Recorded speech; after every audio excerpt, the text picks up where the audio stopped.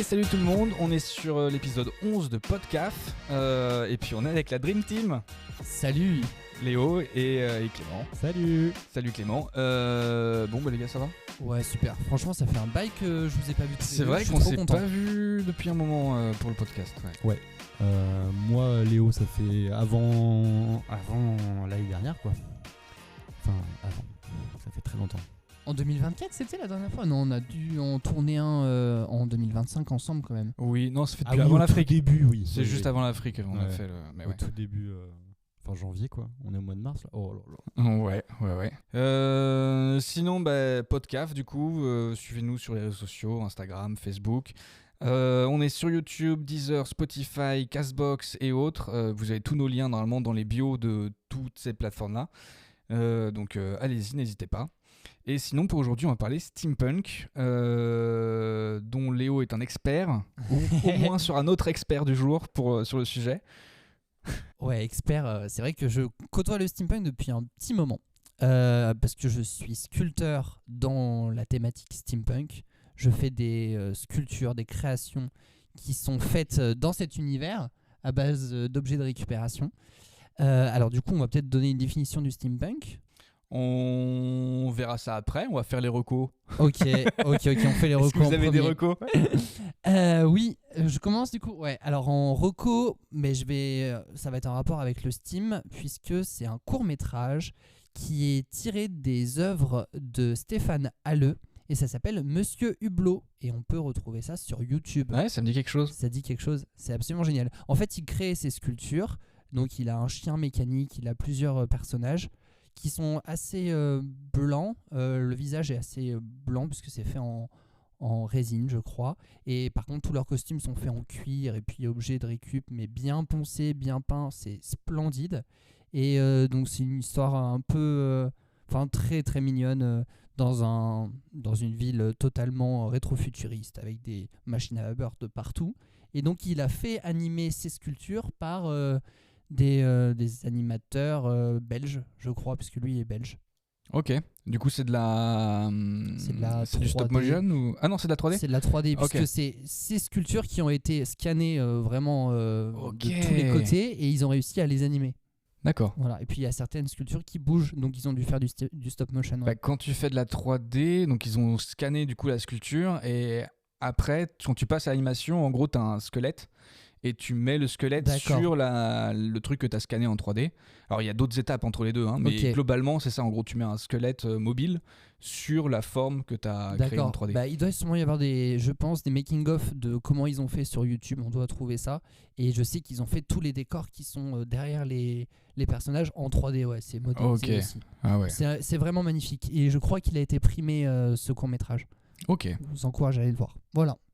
J'en ai une deuxième qui est un groupe de musique qui s'appelle Steam Powered Giraffe, qui est un groupe de musique que j'ai découvert au lycée et avec un titre qui a repris du Rihanna.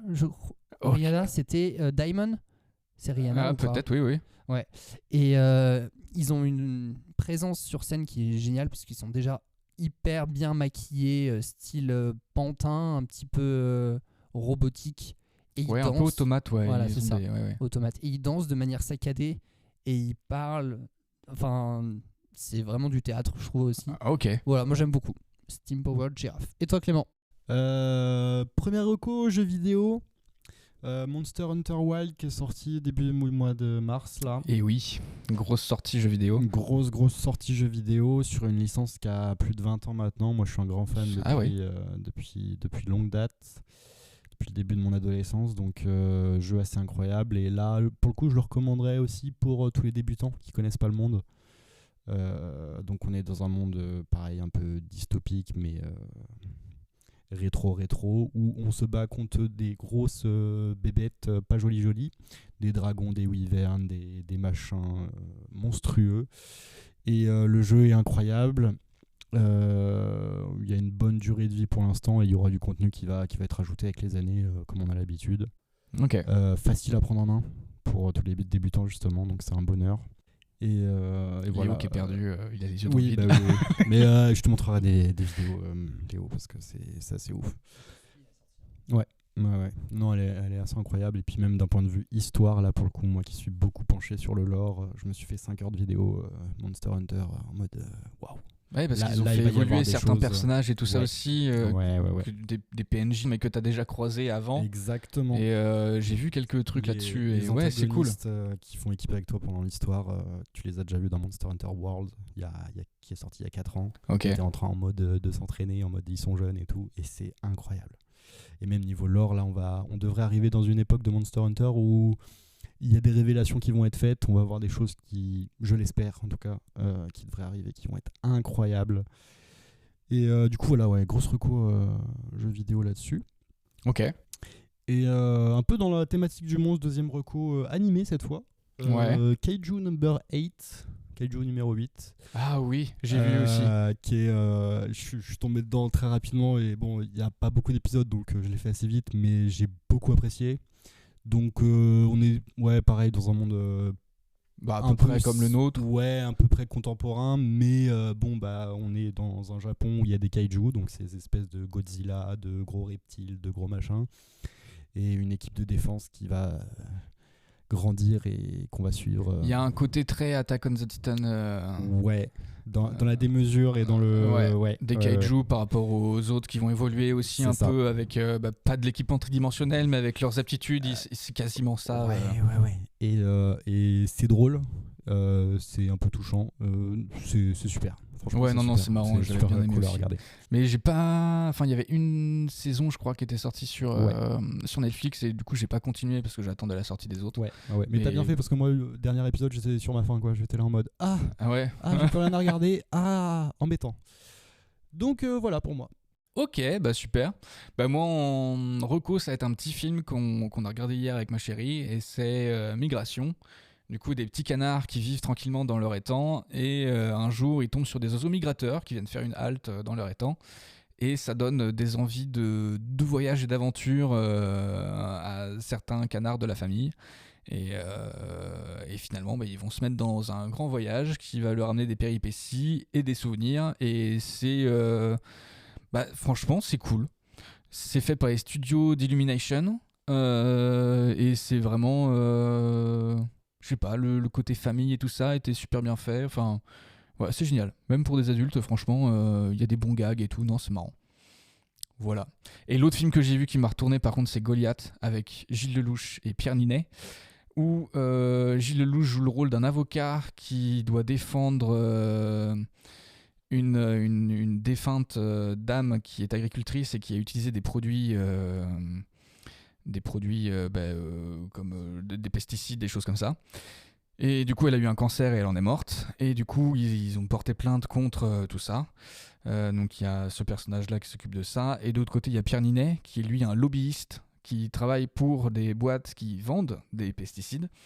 Et qui, lui, du coup, s'occupe de faire valoir les droits de ces boîtes-là auprès de certains politiques, ou même au niveau européen, pour qu'il y ait des lois qui passent, qui avantagent les entreprises pour qu'ils puissent vendre plus de pesticides. Alors qu'ils sont dans une période où les agriculteurs commencent à se poser des questions et à se dire que ce serait peut-être bien de passer à autre chose que ces merdes qui détruisent nos sols et nos vies. Et du coup, voilà, le film est dur, mais il n'y en a pas beaucoup qui parlent du sujet. Et alors, autant c'est pas joyeux du tout, autant c'est super bien fait, et on a des acteurs qui sont vraiment cool, Gilles Lelouch et Pierre Ninet. Et le fait d'avoir vu L'Amour Ouf l'année dernière m'a aussi donné envie de me refaire un peu les filmographies de Pierre Ninet, Gilles Lelouch. Enfin, Pierre Ninet n'est pas dans L'Amour Ouf, mais toute la clique, François Civil, tout ça.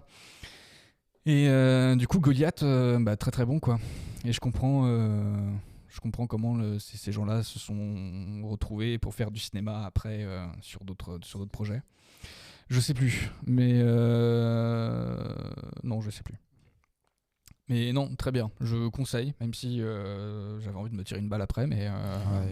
c'est très actuel, hein. C'est très actuel. Si on commence à parler de Monsanto, oui, voilà, c'est exactement dans cette veine-là. Ouais, je me douterais. Alors, il parlait pas de glyphosate, le mot est utilisé quelques fois dans le film, mais il parlait pas exactement du glyphosate, il parlait d'une autre molécule. C'est compliqué, mais super film. Du coup, on va parler steampunk, donc je vous propose de commencer à parler du sujet, et puis on parlera un peu plus tard de Jules Verne. parce qu'il a eu son importance dans le genre. Et du coup, voilà. Donc Léo, en tant qu'expert aujourd'hui du sujet, qu'est-ce que je veux bien une définition de steampunk, s'il te plaît. Donc le steampunk, ça peut être aussi appelé futur antérieur ou rétrofuturisme. Et en fait, c'est un univers qui reprend généralement l'époque victorienne, et c'est un futur tel qu'on pouvait l'imaginer à cette époque-là. Donc il faut imaginer que l'énergie de cette époque, c'est la machine à vapeur. Donc tout ce qu'on peut dériver de la machine à vapeur, que ce soit dans le transport, que ce soit dans des machines qui peuvent servir au quotidien. L'industrie, voilà, c'est ça. Pour faire tourner des Donc, machines aussi, des en trucs gros, ça, ouais. c'est des dirigeables, des gros robots steampunk, je sais pas comment dire, des sous-marins, des trucs volants, roulants, mais à base de charbon, comme il y avait au 19e siècle, quoi. Ouais. Puis toutes ces découvertes, c'était le début de l'aviation, les gens qui commençaient à prévoir les parachutes, etc. Et ce qui est super stylé, c'est que c'est une époque qui est hyper belle au niveau des costumes. Tout le monde avait des chapeaux de forme, des top hats. Donc accumulé avec des lunettes sur les chapeaux, avec des montres à gousset, ça a créé un style qui est hyper connu aussi dans le cosplay. Il y a énormément de cosplayers qui sont dans le steampunk. C'est comme ça que moi j'ai découvert le steampunk. Ok. C'est sur une convention. Justement, je voulais vous demander comment vous avez découvert l'univers, vous ? Alors moi, je crois que c'est à travers des BD. Il y en avait une qui s'appelle L'autre Terre. Je connais plus parce que du coup tu viens de me poser la question et j'avais pas prévu du tout. En BD, il y a aussi Outville House. Je sais pas si tu connais. Non, je connais pas non plus. Trop bien en steampunk. Mais il y avait donc L'autre Terre, c'est un vaisseau terrien qui arrive près d'une terre, sauf que le vaisseau a des problèmes et il y a 2 personnes qui sont décryogénisées du vaisseau et qui arrivent à s'enfuir du vaisseau pour ne pas mourir dans une explosion dévastatrice en dehors d'une atmosphère respirable. Et du coup, ils atterrissent sur cette planète-là qui était apparemment en observation par les gens du vaisseau. Ouais. Et sur cette planète-là, ça ressemble à la Terre, globalement, c'est des humains, tout ça, rien de plus normal. Sauf que tout est très steampunk à l'intérieur, et j'ai trouvé ça tellement stylé, les petites voitures avec les rouages, etc. Vas-y, je lirai ça. C'était trop bien, je l'ai à la maison. Ouais, trop bien. Et du coup, j'ai découvert ça comme ça. Et toi, Clément ? Alors moi, je pense que, sans trop le savoir déjà au départ, je pense que 20 milieux sous les mers de Jules Verne avec le Nautilus, c'était... Je l'ai lu il y a longtemps, je me rappelle plus trop, mais je sais que dans mon créatif, dans mon imaginaire, je pense que le steampunk il était là déjà. Ouais.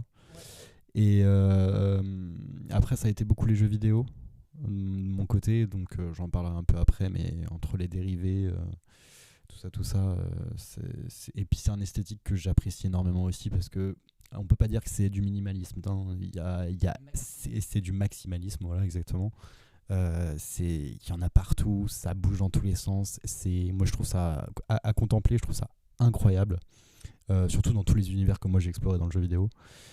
Et je pense que c'est à peu près comme ça que je m'y suis mis, ouais. Trop bien. Et alors je voulais juste rajouter un truc, le steampunk c'est une uchronie. Est-ce que vous savez ce que c'est une uchronie ? Alors en me renseignant sur le sujet, j'ai appris ce que c'était, mais sinon je savais pas du tout. Ok, donc là j'explique. Une uchronie, en fait c'est tu prends un élément de l'histoire qui a existé et tu en dérives les événements si les événements s'étaient passés différemment. Je m'explique. Par exemple, il y a un des premiers romans d'Uchronie qui a été fait en...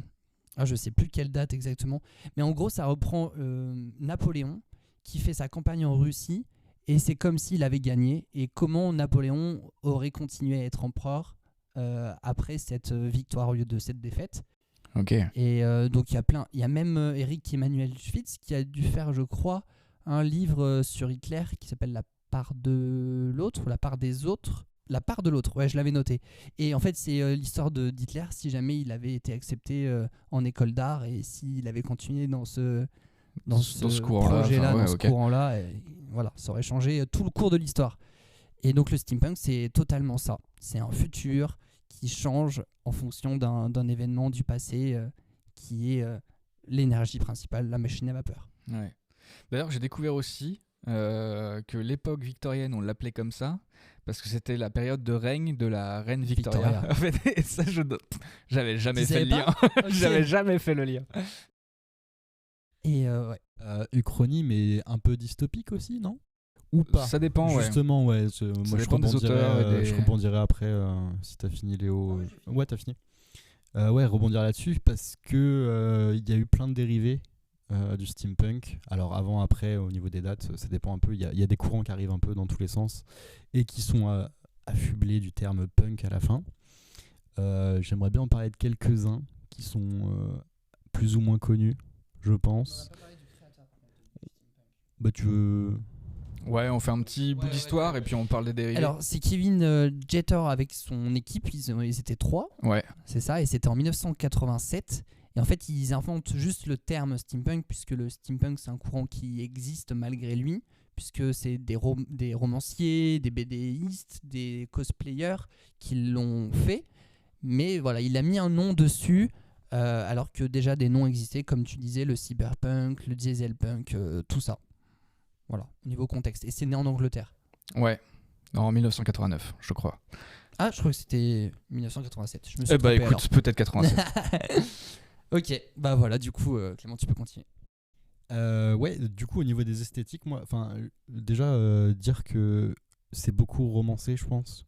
On est beaucoup plus sur des univers qui ont été créés à des moments où on écrivait beaucoup de choses. Donc il y a énormément de livres, de bouquins, de choses super intéressantes à voir là-dessus. Mais après, dans l'art plus général, ce que je trouve intéressant, c'est qu'on n'a pas forcément des grands peintres ou des choses comme ça. On a beaucoup de sculpteurs, notamment Léo, qui reproduisent cet art. Et moi, c'est parce que en me renseignant, c'était ça qui était assez compliqué, c'est de voir des esthétiques qui sont pas créées par des IA ou des trucs comme ça, et de retrouver ces esthétiques-là. Et à part dans le jeu vidéo, il y en a en artiste peintre. il y a des artistes peintres, ouais. Putain, j'ai pas réussi à trouver grand chose d'intéressant. Ouais. Surtout dans le monde de la BD, je crois, au niveau des Ouais. illustrateurs et tout ça, qui ont BD. des styles très très particuliers. Ouais. Mais dans le monde des peintres, j'avoue que j'ai pas de référence non plus là. Et du coup, il y a beaucoup de styles qui sont développés un peu dans la suite de ça, même avant, je pense, comme tu disais, Léo. Notamment, moi, j'aimerais qu'on parle un petit peu, je vais en présenter 4-5 rapidement, mais il y en a une tonne. Hein. Enfin, vraiment, il y en a une tonne. Ouais, il y a eu des dérivés monstrueux. Ah là là, ouais, c'est fou. Donc, premièrement, le dieselpunk, qui lui, au lieu de prendre place dans une ère où la machine à vapeur est la base, bah là on est sur du diesel, donc des moteurs explosifs. Donc voilà, exactement, Mad Max, c'est un super exemple.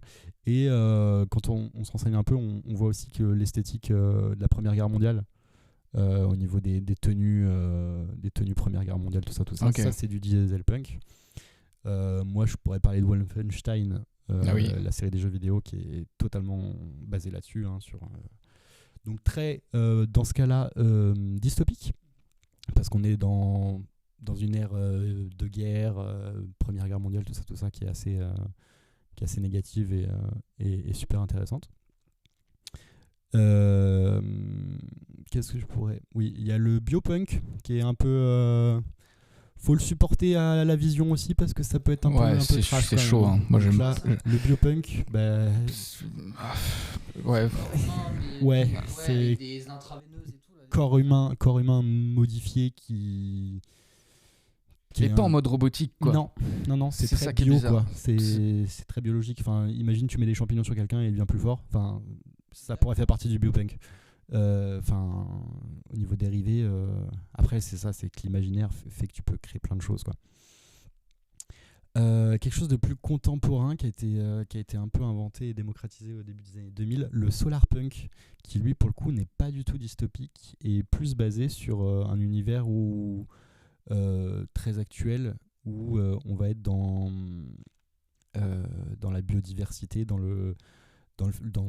sur toutes les causes du réchauffement climatique ou quoi que ce soit, dans le sens où on va être pour modifier tout ça dans le bon sens des termes, quoi.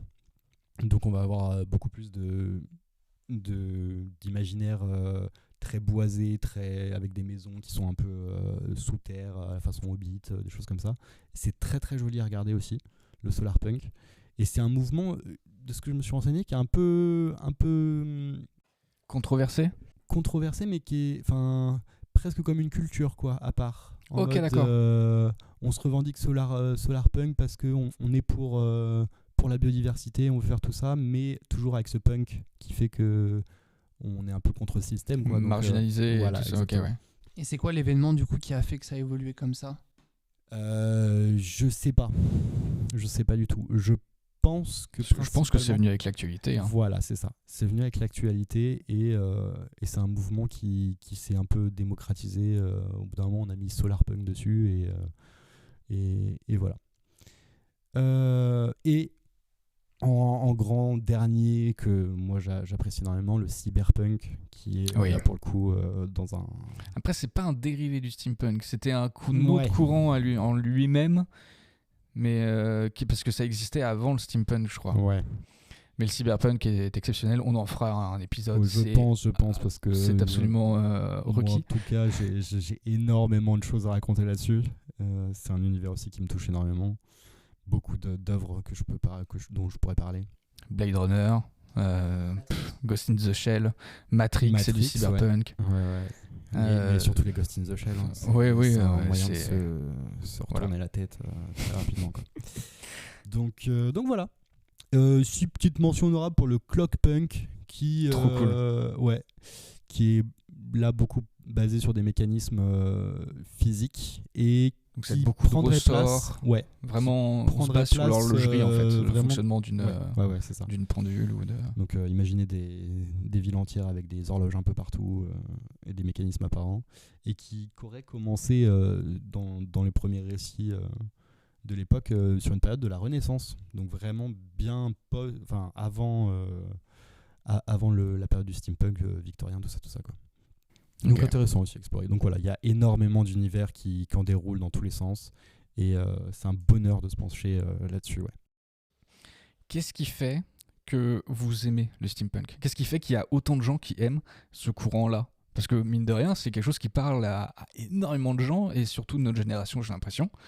Et du coup, je comprends pas la magie qu'il y a derrière pour que ce soit aussi fédérateur. Parce que pour moi, c'est parce que c'est magnifique déjà, c'est très très esthétique. C'est basé sur avant tout sur la beauté des objets et comme on pouvait retrouver à l'époque, et pas forcément le rendu qu'on a actuellement avec le pratique et tout. On a toujours des volutes, on a des verrières, on a un costume qui est vraiment hyper soigné avec des montres à gousset, avec des petites chaînettes et tout. Alors que je trouve maintenant on l'a beaucoup moins dans le design. Ouais. Actuellement, notre voiture, elle est beaucoup moins belle, je trouve, que... Après, c'est que perso, hein, que les DS21 à l'époque, que des vieilles Peugeot. Et voilà, c'est ça que j'aime dans le steampunk, c'est on garde cette esthétique-là et on vit encore dedans avec des technologies avancées.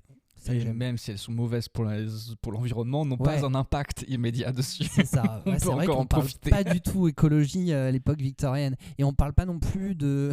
Parce que c'est vrai que c'était une période très très dure au niveau d'exploitation des enfants dans les mines et tout. C'était vraiment... Puis même des hommes, hein. Faut une période horrible. Hein. Mais juste, on oublie tout ça et on trouve ça... Enfin, moi, je trouve ça juste magnifique. Trop trop beau.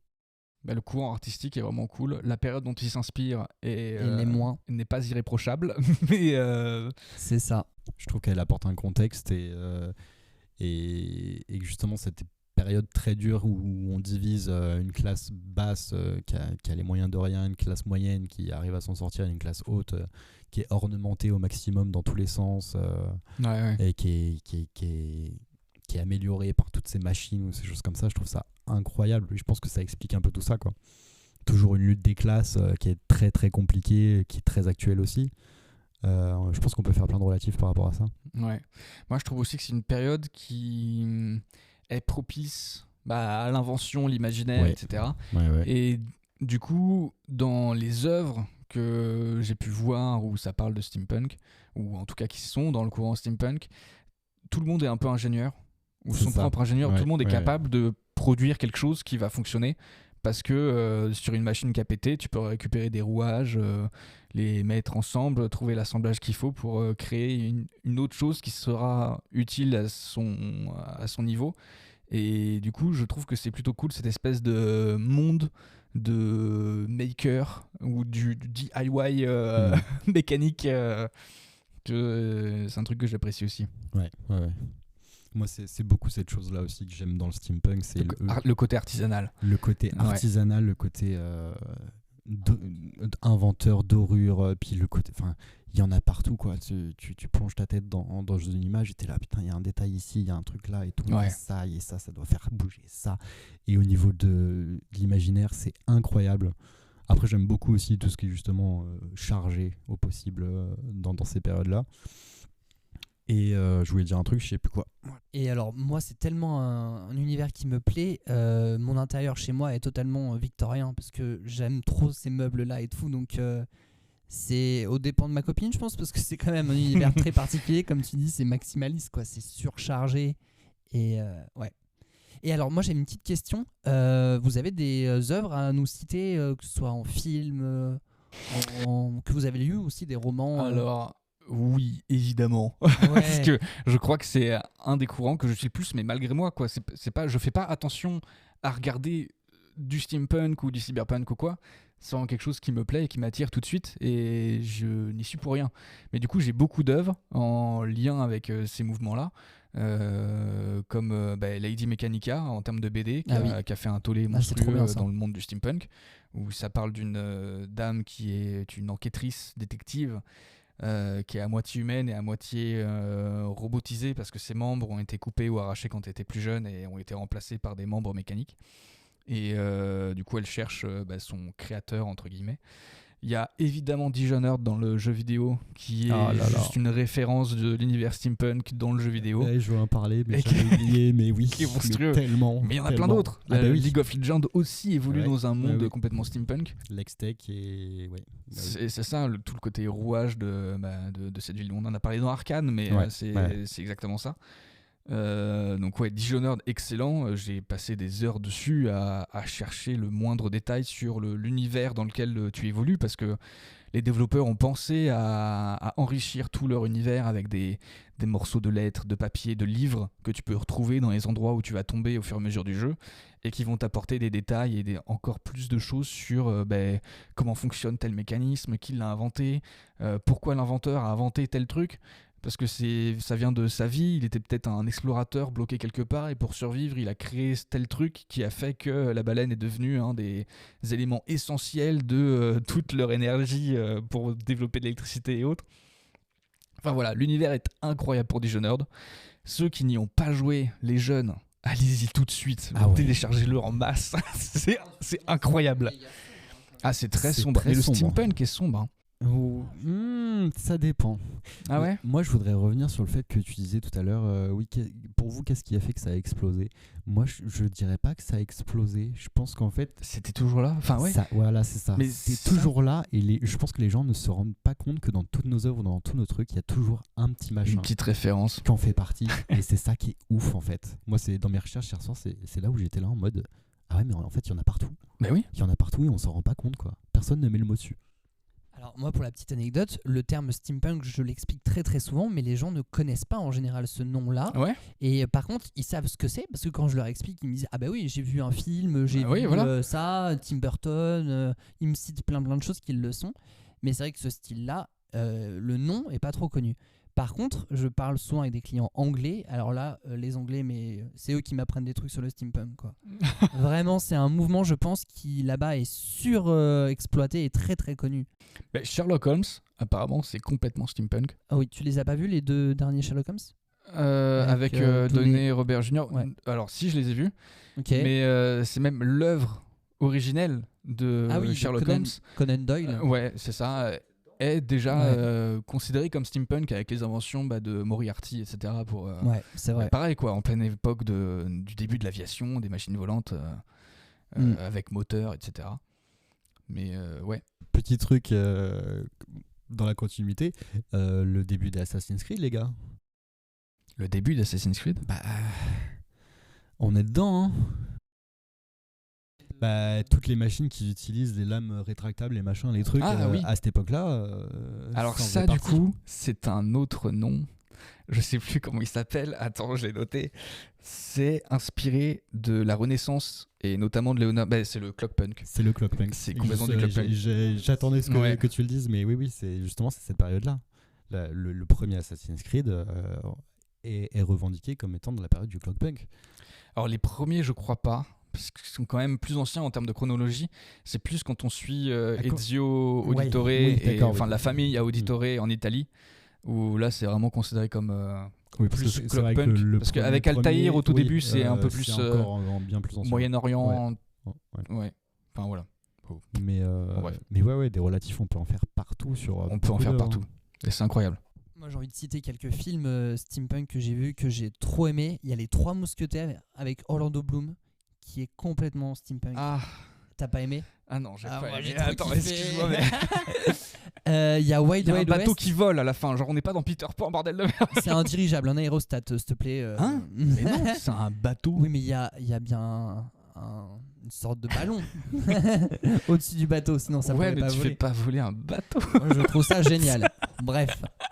Wild Wild West aussi, ça comprends. peut être des avis partagés parce que c'est pour certains une grosse daube, mais moi j'adore. Il est drôle, enfin le film a un avec bon humour. Will Smith, je sais pas si tu l'as vu Clément. Oh là là. Ça se passe en Louisiane je crois, avec un méchant qui a un fauteuil roulant à vapeur. Ouais, avec des pattes d'araignée. Ouais. Et qui est cul de jatte. Je vais en dire un avant que vous le disiez. Oui, il est cul de jatte. La planète au trésor, les gars. Oui, bah oui. Oui. Ouais, complètement. Au niveau enfance, enfin pour ma part et je pense pour notre génération, c'était quand même une dinguerie, quoi. C'était magnifique. Mais le mythe d'Atlantide aussi, de Disney. Ouais, de Disney. Non, la planète au trésor, c'est pour moi un des meilleurs Disney. Hein. Oh là là, c'est trop bien. T'es pas d'accord encore, Mathieu? Alors, en termes de meilleur Disney, non. Mais il a vraiment marqué quelque chose, quoi. Ouais. Il a son style à lui et il se dénote très bien du reste de l'œuvre de Disney, quoi. Ouais. Et sinon, tout à l'heure, on parlait de Tim Burton, mais moi, je voulais aussi parler de Jean-Pierre Jeunet, qui a fait La Cité des Enfants Perdus, Délicatessen, tout ça aussi. Ça, c'est des films qui sont bien steampunk et très, très, très beaux. Un peu sombre. Là, du coup, ça rejoint un petit peu le côté que tu disais tout à l'heure. Assez sombre. Voilà. Et on n'a même pas parlé de Jules Verne, du coup, là. On n'a même pas parlé de Jules Verne, mais c'est vrai. Super introduction pour la deuxième partie. Oui. Mais toi, t'avais des œuvres à partager ? Je sais pas, genre du BioShock à tout hasard. Ouais, du BioShock, Wolfenstein. Moi, le monde de Mad Max qui m'a énormément tué aussi. Hein. Je trouvais ça incroyable. Hein. Il y en a trop. Ouais, il y en a trop. Genre, niveau dérivé de Dieselpunk, le Final Fantasy VII, les gars. Oui. Et même d'autres après. Oui. Mais, Dieselpunk, ouais. Le côté. Moi, ce que j'aime beaucoup aussi dans l'esthétique, c'est qu'on est beaucoup dans tous ces univers-là, on est beaucoup dans l'amélioration du corps humain, quoi. Ouais. Moi, je trouve ça fou. On veut tout le temps aller plus loin. On peut le voir dans Arcane aussi, avec toutes ces. Comment ça s'appelle ? Ces prothèses, ces machins, ces trucs comme ça. Je trouve ça trop cool. Et puis ça. Non. Bah du coup, ouais, on va parler de Jules Verne. Ouais. Parce que mine de rien, c'est un auteur qui a peu marqué son époque, qui a connu un succès que très tard par rapport à sa vie. Oui, mais pas aussi bien toute sa vie. Dans ce sens-là, si tu veux. Et ouais, Jules Verne, je sais pas, qui a quelque chose à dire sur Jules Verne? Moi, si tu veux. Vas-y. Il est né à Nantes, si je ne me trompe pas, c'est ça. Et après, il a vécu beaucoup à Amiens. Il y a actuellement un musée sur Jules Verne dans la maison de Jules Verne à Amiens, qui est magnifique. Je l'ai visitée, elle est trop trop cool. Et il n'a pas beaucoup voyagé dans sa vie, Jules Verne. Non, c'est son frère qui était embarqué dans je sais plus quoi et qui naviguait pas mal. C'est ça. Et donc il a commencé à écrire, il a écrit énormément d'histoires différentes. Il a produit vraiment une quantité folle d'ouvrages. Et donc les plus connus, on va les citer, mais c'est 20 milieux sous les mers, il y a Tour du monde en 80 jours, il y a l'étoile du Sud, l'île mystérieuse, Voyage au centre de la Terre. Voyage au centre de la Terre, de la Terre à la Lune. Ouais. Et donc à l'intérieur, il faisait des descriptions hyper précises de comment fonctionnaient les machines qu'il inventait, puisque oui, il parle de sous-marins dans 20 milieux sous les mers, alors que le sous-marin n'existait pas à l'époque. Non. Donc c'est assez dingue. Il décrit une énergie aussi qui fait fonctionner ce sous-marin qu'on peut apparenter à de l'uranium. Moi, je le vois comme ça en tout cas, alors que je pense pas qu'à l'époque ça existait vraiment. Et donc, vous avez lu du Jules Verne, vous ? J'ai essayé de lire De la Terre à la Lune, mais je pense que j'étais encore un peu jeune pour ce genre de roman. Et du coup, le surplus de détails ne m'a pas fait kiffer. Mais aujourd'hui, j'aimerais bien essayer de m'y remettre à lire du Jules Verne. Par contre, j'ai lu Voyage au centre de la Terre plus tard, et ça m'avait bien plu. Moi, pour le coup, j'ai lu De la Terre à la Lune. Alors, je m'en rappellerai pas parce que c'était vraiment le début de l'adolescence. Et 20 milieux sous les mers aussi, ouais. Ouais, je crois que c'est les deux œuvres qui, mine de rien, ont été beaucoup... Ouais. Il faut le lire en livre de poche, hein, parce que c'est vrai qu'il y a 14 pages sur la description d'un coquillage. Vraiment, c'est très très dur à lire. Faut vraiment l'admettre. Ouais, c'est pas simple. Mais pour l'époque, avoir une imagination comme ça et inspirée par l'évolution scientifique et technologique de son temps, c'est fou, quoi. Il a créé un univers qui est hyper intéressant. Il faut qu'on parle aussi de la collection, de l'édition Hetzel, parce que voilà, c'est ça, en fait, il est connu surtout sur ce format-là. Il est né en 1828 et il a connu un succès en 1863 quand il était aux éditions Hetzel sur le livre 5 semaines en ballon, ouais, qui raconte l'expédition de certains personnages, je ne sais plus combien ils sont, en ballon dans des zones inexplorées de l'Afrique. Il est trop cool celui-là. Je l'ai jamais lu. Ouais, je savais même pas que c'était ça qui avait fait décoller. Il y a même des vieux films qui ont été faits dessus qui sont bien sympas. Et Hetzel, donc c'est une couverture qui est rouge avec des dorures. Et à l'intérieur des livres, il y a toujours des illustrations qui sont magnifiques, en noir et blanc et hyper détaillées. Des sérigraphies, ouais. J'ai plus son nom à cet artiste-là, mais trop chouette. Ok. Est-ce que vous avez vu le 20 milieux sous les mers avec McDouglas ? Non, j'en ai vu aucun. Ah ouais ? Ouais. Il n'y en a pas eu beaucoup d'adaptations de Jules Verne récentes, donc celle-ci elle est assez vieille. Ah si, il y en a eu. Il y a eu Voyage au centre de la Terre et L'île mystérieuse, mais ça c'était bien nul, hein, je crois. Bah, moi je me rappelle juste du Pectoboom de Dwayne Johnson, qui s'amuse à faire sauter des petites boules sur son pectoral en le contractant. Voilà. Donc non, je suis pas sûr que ça soit le plus représentatif de l'adaptation, quoi. Par contre, le Tour du monde en 80 jours avec Jackie Chan est exceptionnel. Ah ouais, c'est des rêves que j'ai pas, ça, moi. Au niveau des films. T'es sérieux ? Vraiment, les films. La machine volante de la fin, elle est trop stylée. Il y a, je sais pas, genre les combats avec Jackie Chan, qui est un super chorégraphe de scènes d'action qui sont juste trop cool. Je sais pas quoi dire d'autre. Il y a tout ce côté avec la reine d'Angleterre, justement, qu'on voit à la fin et qui est référence à l'époque victorienne et tout ça. Enfin, non, trop cool. Phineas Fogg, il est trop stylé, l'acteur. Ouais. J'aime trop. Non, vraiment, c'est trop bien. Au début, là, quand il est en train d'essayer d'atteindre le maximum de miles avec sa machine sur les rails, là. Oui. Et du coup, Jackie Chan joue Phileas Fogg, donc le fidèle... Non, attends, c'est l'inverse. Ah non. Pour moi, Phileas Fogg, c'est l'inventeur. Noble inventeur. Et c'est Passepartout ? Non, comment il s'appelle un truc comme ça, ouais. Je crois. Un truc comme ça. Manitou ? Je sais plus. Qui l'accompagne dans tous ses délires et qui le suit. Et c'est trop cool. Il est considéré comme un des auteurs les plus prolifiques de son temps. Genre, il a un nombre d'œuvres à son actif, c'est impressionnant. Et si tu parlais du musée à Amiens tout à l'heure, il y a aussi un musée à Nantes Oui, je voulais en parler. J'ai pu faire avec le collège et qui est trop cool. Il y a des maquettes des machines et tout ça que Jules Verne a créées, notamment la fusée de la Terre à la Lune. Et en face de ce musée-là, il y a le hangar à bananes. Et juste avant le hangar à bananes, il y a les machines de Lille, très inspirées de toute l'œuvre de Jules Verne et qui sont connues dans le monde entier avec le dragon et certaines machines qui font le tour du monde. Ouais, l'éléphant, l'araignée. Alors de base, ça c'est Royal Deluxe, donc l'assaut qui a créé toutes ces machines-là. Et donc ils sont implantés à Nantes par rapport à la ville natale de Jules Verne. Et ils ont fait Royal Deluxe, c'est vraiment une compagnie assez dingue. Et dans les années 90, ils ont monté des spectacles complètement fous où ils créent des arènes immenses avec des automates à l'intérieur, des catapultes et tout. Et pour la petite histoire, ils ont fait une tournée avec la Mano Negra C'est-à-dire qu'ils ont reconstitué sur un bateau une portion de Paris, donc les décors de Paris sur un bateau. Ils ont traversé l'Atlantique et ils ont fait toute une tournée en longeant les côtes de l'Amérique du Sud. Voilà, donc ça c'est avec la Mano Negra. C'est incroyable. Et non mais je vous conseille de regarder des projets fous, c'est incroyable. Un documentaire sur YouTube, il est en complet. C'est vraiment fou. C'est vraiment un projet de. J'ai découvert ça il y a pas longtemps et donc ça a mené aux machines de Lille puisque c'est toujours. Maintenant c'est plus Royal Deluxe. C'est ça s'appelle les machines. Ouais, je crois que c'est les machines. Je sais plus.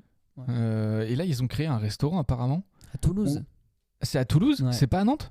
Ah, peut-être qu'il y en a un à Nantes aussi, mais à Toulouse, ouais, t'es servi avec des. Ouais, avec des trucs. Des machines. Ouais. Genre une catapulte à chamallow. Ouais. Pour te servir l'huile ou l'eau, c'est quelqu'un qui vient en planant, retenu par des cordes ou je sais pas quoi. Ouais, c'est ça. Et du coup, ils sont très connus aussi pour leurs marionnettes géantes qui ils font des parades dans les villes. Il y a le scaphandrier, il y a une petite fille aussi, je crois. Et ce qui est génial, c'est qu'ils interagissent avec des objets, avec des voitures et tout. Ils peuvent porter des voitures. Et c'est animé avec plein de gens qui courent, qui lancent des cordes, qui se... pour faire tout bouger. C'est magnifique. Ouais. Donc il y a le musée des machines de Lille aussi que vous pouvez visiter à Nantes. C'est très court, mine de rien. J'avais été un peu déçu par la durée du musée quand je l'avais fait. Mais vous pouvez voir les ateliers dans lesquels ils font leurs projets. Les manèges. Parce qu'il y a des manèges que vous pouvez faire que en faisant le musée. Donc vous pouvez piloter une fourmi plus ou moins géante. Il y a une araignée qui se terre dans son terrier et qui remonte à la surface avec chacun de ses membres qui sont mobiles, actionnés par quelqu'un derrière. Enfin, c'est génial. Puis oui, si vous connaissez pas, en termes d'esthétique, il n'y a pas plus parlant, je pense, en première découverte. Hein. Ces machines-là, je trouve ça, c'est ça quoi, c'est ça le steampunk. Genre. Ouais. Et c'est vrai que c'est magnifique à voir. Moi, j'ai vu la parade à Nantes, t'en prends plein la gueule. Hein. Ah bah, c'est incroyable. Ouais.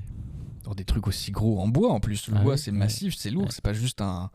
Tu veux pas postuler là-bas, Clément? Je te verrais trop avec des trucs comme ça en bois. En sculpteur. Ouais, j'avoue. Mais j'en suis plein des gens qui font justement des trucs articulés comme ça. Et je trouve ça excellent. Mais je suis pas sûr d'avoir les compétences en sculpture. Compliqué. Mais ok. Et après Jules Verne est arrivé un autre monsieur qui s'appelle Georges Méliès, qui a lui aussi marqué son temps. Et qui était un illusionniste prestidigitateur. Magicien avant de devenir un cinéaste. Et c'est incroyable tout ce qu'il a fait dans sa vie, c'est complètement fou. Parce que certes il faisait des illusions, tout ça c'était rigolo. Après il a fait des vues animées, donc en fait c'est tout simplement du cinéma en fait. Et ça c'est parti de quand il était tout petit, il est rentré dans la fameuse pièce où les frères Lumière faisaient leur première projection. Et donc ça a fait un déclic dans sa tête. Mêler la magie et le cinéma, c'est encore plus magique. Ouais. Tu peux créer des tours de magie en coupant des pellicules, en les collant les unes aux autres. La magie du montage. Hein. Ouais. Les gens qui font du montage te disent il y a un côté magique. Quoi, totalement. Où tu peux dessiner par-dessus pour ajouter des petits détails et tout. Non, vraiment, c'était un bidouilleur, un ingénieur, un artiste. Du coup, j'adore Georges Méliès parce que j'ai même créé un escape sur lui, donc comme Jules Verne. Ouais. Il s'est inspiré des œuvres de Jules Verne pour faire des films ou des illusions et Voyage autres. dans la Lune. C'est ça. Il y avait 20 milieux sous la... Je sais pas s'il a fait un truc sous l'eau, mais oui, peut-être c'est possible. Il me semble qu'il avait fait aussi Okay. parce qu'ils avaient foutu un aquarium devant une caméra pour avoir l'impression que les gens... Il y avait des sirènes et tout à l'intérieur. Puis du coup, t'avais un aquarium avec des poissons, donc t'avais des poissons qui passaient devant la caméra dans l'aquarium avant de passer devant les gens. C'est fou. Pour l'époque, t'imagines, tu vois un truc où t'as des poissons qui passent devant des acteurs. Genre, c'est incroyable. Non, c'est trop bien. Il a créé... Il y a le poisson qui est passé devant. Non, du coup, non. Il a fait l'Académie des prestidigateurs. Donc, parce qu'avant les illusionnistes étaient considérés comme des nomades ou des colporteurs, tu vois, donc c'était pas super comme statut. Donc il a créé quelque chose qui leur apportait un statut d'illusionniste et du coup un numéro de tirette. Pour les illusionnistes. La rubrique pour l'URSSAF. Et à côté de ça, il a créé un peu plus tard le premier studio dédié à du cinéma. Et du coup, un endroit où on faisait que des décors, enfin voilà, c'est français. Mais après, on peut parler aussi de la fin un peu tragique de son parcours. Parce qu'il est arrivé une période où la technologie est arrivée très très vite. Et donc, les films ont changé en fait. Et c'était un peu démodé par rapport à ce qu'il y avait autour de lui. Et ça a commencé à plus marcher du tout. Et pour la petite histoire, et c'est assez triste, ces pellicules ont été fondues pour pouvoir faire des talons de chaussures à talons après la guerre, parce qu'il y a la guerre aussi qui arrivait à cette période-là. Et donc après, pour reprendre une vie où tout le monde changeait industriellement et tout, il y avait beaucoup d'usines qui avaient besoin de plastique. Et donc voilà, les pellicules ont été refondues pour ça. Ouais. Et Georges Méliès, c'est plus de 500 films, ce qui est juste incroyable, enfin énorme, monstrueux, tout ce que vous voulez en superlatif, c'est juste fou pour un cinéaste. Très peu. Et on en a retrouvé très peu. En faisant mes recherches, il y a un site qui m'a sauté à la gueule qui s'appelle Georges Méliès officiel, je sais plus quoi, et qui est un site d'une association qui a essayé de regrouper toutes les œuvres encore existantes de Georges Méliès. Et sur le site, tu peux avoir accès à environ 200 œuvres de Georges Méliès qui ont été conservées. Donc je vous invite à aller voir parce que c'est l'histoire du cinéma qui est tout simplement en images sur ce site-là. Et donc voilà. C'est un truc à aller voir. Ok, trop bien. Et il est cité encore comme grosse référence pour beaucoup de réalisateurs, beaucoup de cinéastes. C'est juste incroyable. Allez voir le film Hugo Cabret aussi, qui parle tout simplement d'une partie de sa vie sur la fin. Ouais. Un film steampunk, puisqu'il y a des automates, il y a une gare, il y a le fameux événement où le train dérape de la gare. Putain, c'est vrai. Qui s'est réellement passé. Ouais. Et un chouette film. Non, Hugo Cabret à voir, ouais, absolument. Si vous aimez l'œuvre de Jules Verne et de Georges Méliès. Pour les gens qui ont écouté tout ce podcast jusqu'au bout, pour voir si vous êtes fidèle auditeur jusqu'à la fin, est-ce que vous ne mettrez pas en commentaire votre petite référence steampunk, vos découvertes, histoire qu'on découvre de nouvelles choses? Ouais, ou si le mouvement littéraire ou même social du steampunk, parce que mine de rien, il y a eu des gros événements avec des gens qui font du GN steampunk et qui vivent steampunk. Donc s'il y a eu un impact sur votre vie ou sur vos intérêts, dites-le, partagez-nous ça. Ouais. Et n'hésitez pas à aller voir un petit artiste tout jeune, tout mignon qui fait du steampunk en sculpture qui s'appelle Léo Vanderlyck. Il est très très fort. Il n'est pas du tout dans ce podcast et Clément n'est pas du tout en train de lui faire de la pub. Pas du tout. Bizarrement, il a un escape game aussi qui sont un peu dans les thèmes. Tu mettras mon Insta en bio. Allez, d'accord. Non, je peux faire ça pour toi. Ok, merci beaucoup les gars, hein. C'était trop bien encore. Bah ouais, trop bien. Bah merci à toi. À vous. Ouais, à nous. Hein. À nous. À moi. Bon, et puis comme d'habitude, les réseaux sociaux, Instagram, Facebook, peut-être bientôt TikTok. Et oui, on va peut-être se mettre à faire de la vidéo, je sais pas, on verra. Et puis à bientôt, allez vous abonner, mettez un like sur les vidéos et sur les podcasts. Et puis on vous aime, on vous fait des bisous. Ouais. Et on vous dit à la prochaine. Merci encore de nous écouter et à très bientôt. À bientôt. Salut.